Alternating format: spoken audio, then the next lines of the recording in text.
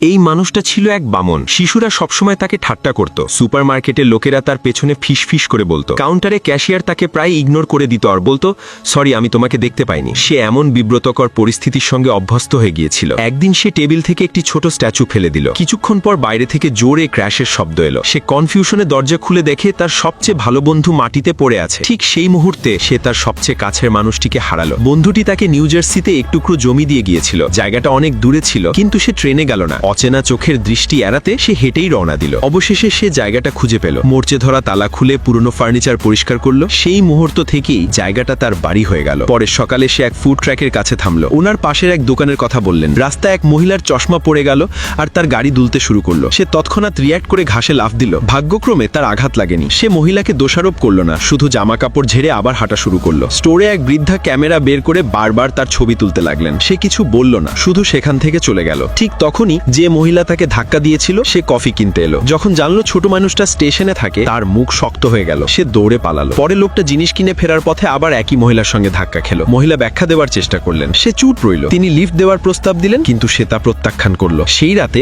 মহিলা নেশাগ্রস্ত অবস্থায় তার দরজায় এসে বলল, তুমি সেফ তো? এখন আমার কাছে গাড়ি নেই। তিনি জানালেন 2 বছর আগে তিনি নিজের সন্তানকে হারিয়েছেন। তিনি এক গভীর বেদনার সময়ের মধ্য দিয়ে যাচ্ছেন, আর ছোট মানুষটা নীরবে শুনতে থাকলো। তার বলার মতো কিছু ছিল না। পরের সকালে মহিলা তার ঘরে ঘুম থেকে উঠলেন। লজ্জায় তিনি সেখান থেকে চলে গেলেন। লোকটা পুরো রাত বাথটাবে বসে কাটালো। পরে সে লাইব্রেরিতে গেল। মেয়ে অবাক হয়ে দেখলো সে বই ধার চাইছে, কিন্তু নতুন হয় তার লাইব্রেরি কার্ড ছিল না। মহিলা সাহায্য করতে চাইলেন, কিন্তু সে আবারও না করে দিল। যখন সে বাড়ি ফিরল, তখন বইটা তার দরজার সামনে পড়েছিল।